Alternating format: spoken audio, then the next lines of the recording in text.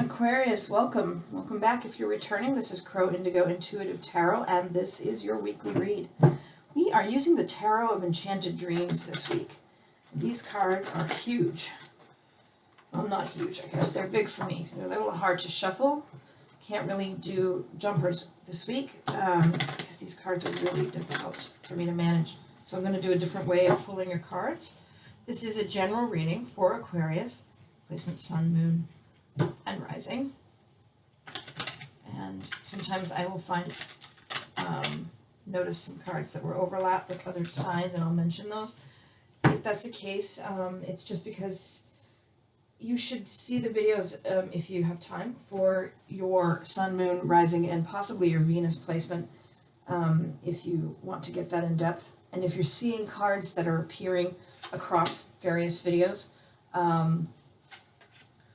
there could be some particular significance in your week for those messages from Spirit. Like the Queen of Swords has shown up in a couple of other signs this week. And the Emperor as well. Yeah.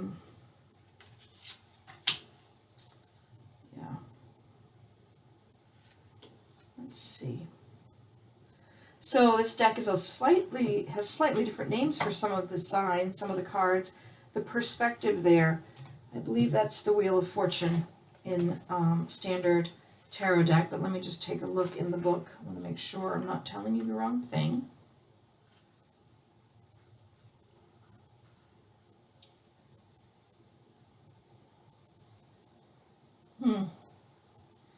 No, I think actually that's the Hanged Man. Yes, so in a standard tarot, the perspective card is about the same. It's like the Hanged Man energy. So finding a new perspective, sort of being suspended and waiting, observing, trying to look at things from a different angle. Queen of Swords energy, very Aquarius energy here. Sharply analytical, perhaps a bit cold and cutting sometimes in telling the truth, not necessarily to be mean, but simply because this energy pulls no punches. This energy is the person who tells you exactly how it is, tells you how they see it without trying to sugarcoat that message at all. So this can be a little jarring for some folks. I think you're used to it, Aquarius. I think your energy is very much in line with that. Nonetheless, you may be very deeply in your Aquarian nature this week, perhaps, and that's something to be aware of because it can be a bit harsh for those around you. There are a lot of swords in your reading this week. It seems that you are using your intellect quite a bit. It can be a bit of overthinking going on. There could be a sense that you are dealing with someone who is not as smart as you are, and that you are perhaps taking advantage of that situation because you know that you can run circles around them with your mind. Just be aware of that tendency that you could possibly be finding yourself in a situation where you start to feel not so great about this interaction because you feel like you're taking advantage simply because you are so much quicker mentally than whomever you're dealing with. There is a sense here of trying to understand your situation in a different way in this perspective card, because the Nine of Swords tells me there's overthinking, there's anxiety, you're worrying in circles.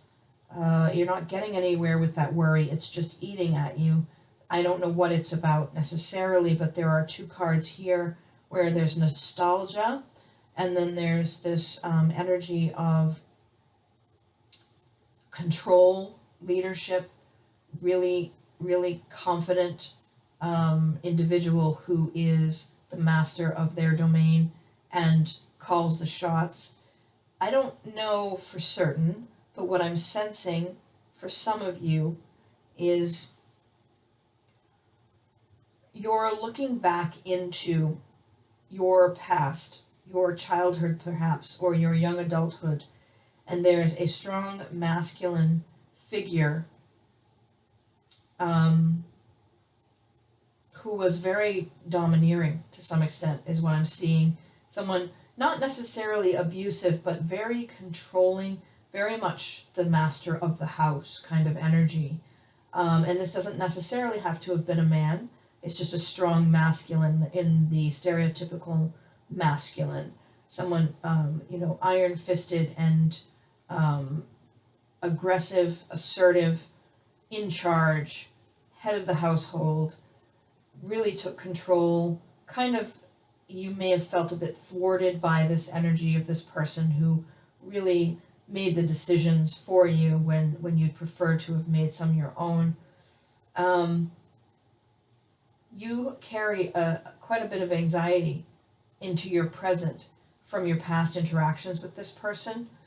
And so what I tend to see in this reading is someone who's spending some time this week trying to understand themselves better, trying to look at the past from new angles to see why it's still an issue for them. Why is it still causing you pain, causing you stress, when this is something that is in the past and the past no longer exists? For some of you, this is seeing this person after a long time of not seeing them and feeling those old feelings come back and wondering why, because this person isn't the same that they were when you were smaller, when you were younger. They have changed and you have changed. But there's a lot of emotional baggage there to deal with. And I think that's what I sense here for the most part, is trying to get beyond the anxiety that you feel that isn't attached to your present reality, because you know that that's part of the key to moving forward. That's part of the key to accepting yourself and not feeling like you are doing something underhanded in your life, because you're not. This is residue. And then I think in this case, your Queen of Swords energy could be a very good thing for you. It could be a very good defense against crumbling under the Nine of Swords. But this is different for everyone. I'm not a psychologist, but I get the sense that in this case,